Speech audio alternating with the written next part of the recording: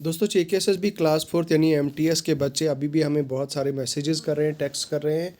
और एक तो कैटेगरी उन बच्चों की है जो जिनकी रिकमेंडेशन अभी पेंडिंग रखी गई है, जिनकी रिकमेंडेशन को होल्ड करके रखा है जेकेएसएसबी ने। नंबर 1 और नंबर 2 वो बच्चे जो वेटिंग लिस्ट मतलब चाहते हैं कि वेटिंग लिस्ट आ जाए। ठीक है, उन दोनों के हवाले से आज की इस वीडियो में बात करेंगे।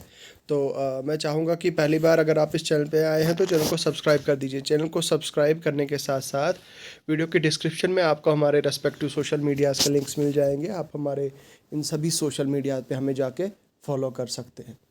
तो इसके साथ में ही दोस्तों हमारे टेलीग्राम चैनल का लिंक भी आपको वीडियो की डिस्क्रिप्शन में मिल जाएगा। आप हमारे टेलीग्राम चैनल को जो है वो ज्वाइन कर सकते हैं। तो यहाँ पे हमने बहुत सारी ऐसी स्टडी मटेरियल पीडीएफ्स वगैरह वगैरह बहुत सारी चीज़ें शेयर करी है। तो आप जो है वो ये टेलीग्राम चैनल ज़रूर ज्वाइन करें। तो चलिए अपनी वीडियो को आगे बढ़ाते हैं और बात करते हैं। देखिए ये ग्रीवियंस एक हमारे एक बच्चे ने, हमारे एक ग्रुप का एक बच्चा है, उसने शेयर किया था और उसने बताया था कि सर ये देखो मेरी ग्रीवियंस का रिप्लाई आया है। तो देखिए बच्चे ने क्वेश्चन पूछा था इनसे रिगार्डिंग रिकमेंडेशन। ठीक है, रिकमेंडेशन के रिलेटेड। अब यहाँ से जो है वो ग्रीवेंस सेल जो गवर्नर का है और लेफ्टिनेंट गवर्नर का है, उन्होंने इसे रिप्लाई किया था, डायरेक्ट किया था जेकेएसएसबी को कि इनको आप रिप्लाई करो ऑन टाइम। अच्छा, यहाँ पे बता रही है पहले जेकेएसएसबी की जो सिलेक्शन प्रोसेस है वो विल गो बाय रूल। ठीक है, वो मैं आपको थोड़ी देर के बाद बताता हूँ। ये पूरा पहले पढ़ते हैं वो रूल क्या है। तो उसके बाद दोस्तों ये बता रहे हैं कि एप्लीकेंट बताए what is the rule then will merit in next candidate will be called for selection और they will be filled by waiting list. तो अब देखिए यहाँ से जो है वो फिर से जो है वो ग्रीवेंस सेल गवर्नर के इन्होंने मतलब इनको डायरेक्ट किया जेकेएसएसबी को। तो अब जेकेएसएसबी का फिर रिप्लाई क्या आता है, if the candidate whose recommendation is kept on hold to the fulfilment of further requirements within the time let. ठीक है, तो his selection is cancelled and candidate next is in the merit is considered as replacement.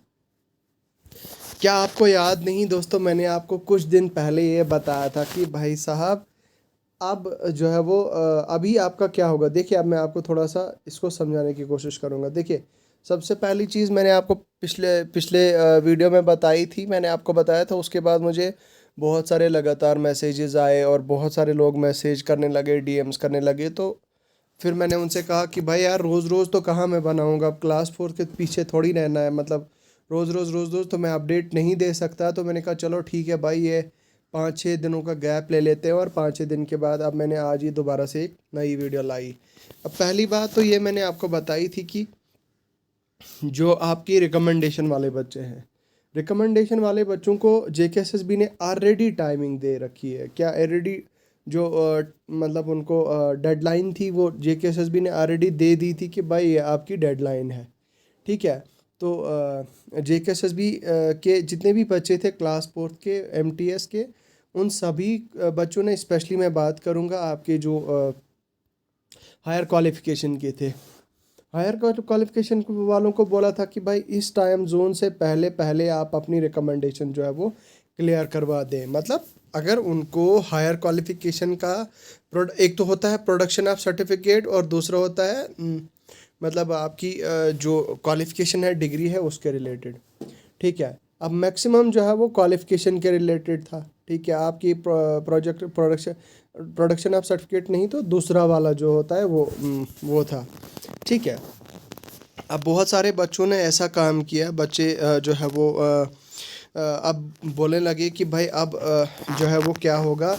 जो recommendation वाले बच्चे थे उन्होंने जो है वो अपनी रिकमेंडेशन अपनी तरफ से तो क्लियर करवा दी, लेकिन अगर जेकेएसएसबी को जो है वो कंप्लेंट गई है आपकी, फॉर एग्जांपल अगर जेकेएसएसबी को किसी भी एंगल से या पिछले अपने प्रीवियस रिकॉर्ड से पता चल गया जेकेएसएसबी को कि भाई साहब आपका जो है वो आप ग्रेजुएट है, क्योंकि आपने बाकी एग्ज़ाम्स के लिए भी अप्लाई किया है और आप वो ग्रेजुएट है जो 20 अगस्त 2020 से पहले के ग्रेजुएट है।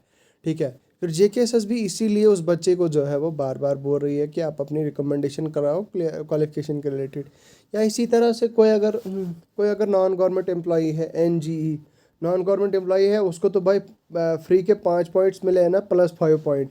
अब मान लीजिए किसी का बाप गवर्नमेंट एम्प्लॉय था, वो रिटायर हो चुका है और उसने जो है वो एनजीई सर्टिफिकेट बनाया है, ठीक है। या कोई गवर्नमेंट एम्प्लॉय भी है क्लास 4 टाइप किसी का बाप, तो वो उसने भी बनाया है नॉन गवर्नमेंट एम्प्लॉय, या उसकी बहन है कोई या भाई है उसका कोई एम्प्लॉय, तो उसने जो है वो ये बनाया है प्लस मतलब ये नॉन गवर्नमेंट एम्प्लॉय वाला सर्टिफिकेट, और उसने कोशिश की है कि वो 5 पॉइंट वो बोनस मिलने की। फिर जो है वो उनके ही अपने ही किसी ने जो है वो जेकेएसएसबी पे ग्रीवियंस डाला और उनको ये रिक्वेस्ट की, उनको ये बताया कि सर ऐसे ऐसे बंदा है, ये नाम है उसका, ये पेरेंटेज है उसकी, उसने जो है वो फेक एनजीई बनाया है, ठीक है, fake non government employ certificate बनाया है और इसको देख लीजिए। तो इसीलिए फिर जेकेएसएसबी स्ट्रांगली इनके पीछे पड़ी है कि भाई आप जो है वो ये प्रोड्यूस करो। अब मेरे हिसाब से ज़्यादा ना खींचते हुए अपनी बात को मैं कंक्लूड करना चाहूँगा इसी फैक्ट से कि अब मान लीजिए जो मैंने पहले भी बताया था आपको, रिकमेंडेशन वाले मतलब बच्चे जो है वो अगर रिकमेंडेशन अपनी क्लियर नहीं करवा पाते हैं जेकेएसएसबी के रूल्स के हिसाब से, अगर वो रिकमेंडेशन अपनी क्लियर नहीं कराएंगे तो इसका मतलब ये हुआ कि भाई उनके पास तो कोई प्रूफ ही नहीं है अपनी रिकमेंडेशन क्लियर कराने का। तो भाई अब with in the given timeline अगर वो रिकमेंडेशन क्लियर नहीं कर पा रहे हैं तो दैट मीन्स कि उनकी उनकी वो जो रेस्पेक्टिव रिकमेंडेशन है उसमें डेफिनेटली कोई फ्रॉड है, कोई गड़बड़ है, इसलिए जो है वो नहीं कर पा रहे हैं, ठीक है। तो फिर नेक्स्ट क्या होगा दोस्तों, एक और मेरिट लिस्ट बन के आएगी। मान लीजिए अगर 10 बच्चे ही हैं, 2 बच्चे ही हैं, 5 बच्चे ही हैं, अगर 2 बच्चे ही हैं तो जेकेएसएसबी 2 बच्चों की भी लिस्ट निकालती है, ऑर्डर निकालती है। या अगर एक बच्चा, एक सिंगल चाइल्ड भी होता है, अगर सिंगल बच्चा भी होता है तो मेरे दोस्तों एक बच्चे की भी लिस्ट निकाली जाती है, पूरा प्रॉपरली ऑर्डर निकाला जाता है कि ये बच्चा इस डिपार्टमेंट में शॉर्ट लिस्ट हुआ था, तो अब जो है वो इसकी रिकमेंडेशन क्लियर हो गई और इसको हम डायरेक्ट कर रहे हैं रेस्पेक्टिव उसके डिपार्टमेंट के लिए। तो ये चीज़ होती है दोस्तों, ठीक है। फिर उनका नाम फॉरवर्ड कर दिया जाता है उनके रेस्पेक्टिव डिपार्टमेंट के लिए फर्दर ज्वाइनिंग के लिए। तो ये चीज़ है, ठीक है। तो अब मान लीजिए कि मैंने आपको बताया था कि 100-150 बच्चा है, अगर उन्होंने अपनी रिकमेंडेशन क्लियर नहीं करवाई तो फिर क्या होगा, रिकमेंडेशन नहीं क्लियर करवाई 100-150 बच्चों ने, तो उनका नाम जो है वो ऑटोमेटिकली लिस्ट से बाहर हो जाएगा, उनको जो है वो लिस्ट से आउट कर दिया जाएगा, उनको लिस्ट से निकाल दिया जाएगा, और फिर क्या होगा, उनकी जगह कोई दूसरा बच्चा जगह लेगा और उसको जो है वो बुला लिया जाएगा। जिस बच्चे की रिकमेंडेशन ऑलरेडी नहीं होगी, क्योंकि ऑलमोस्ट आप जानते हैं कि 12-13 हज़ार 14 हज़ार बच्चों की जो है वो डॉक्यूमेंट वेरिफिकेशन हुई है, और उनमें से जो जेकेएसएसबी को लगेगा कि जिनका जेन्युइन है और जिनका नीट एंड क्लीन है और मेरिट में जो फिट बैठेगा उसी को जेकेएसएसबी फिर बुलाएगी कि हाँ भाई आओ भाई, आपका नेक्स्ट जो प्रोसेस है आपका वो करते हैं, क्योंकि आपका जो डिपार्टमेंटल प्रेफरेंसेस तो आपसे जेकेएसएसबी ने ऑलरेडी लिए हुए हैं ना, तो अब ये है, यही होगा कि जो डिपार्टमेंटल प्रेफरेंसेस आपसे ले लिया ऑलरेडी, आप सीधा मतलब जो आएगा नेक्स्ट मेरिट में उसको सीधा डिपार्टमेंट अलॉट हो जाएगा, और सीधा मतलब ये डिपार्टमेंट तो आई थिंक अलॉट भी होगी है शायद, मुझे ऐसा लगता है पूरी लिस्ट के बच्चों को। तो फिर जो है वो आपकी फर्दर प्रोसेस होगी। अब मान लीजिए फिर वो सारी चीज़ें क्लियर हो जाती हैं, उन रिकमेंडेशन वाले बच्चों को क्लियर हो जाता है, तो फिर लास्ट पे क्या होगा, जैसे ही वो सारा रिक्रूटमेंट कंप्लीट हो जाएगा, जेकेएसएसबी एक नोटिस निकालेगा कि हमने फाइनली ये नोटिस निकाल दी।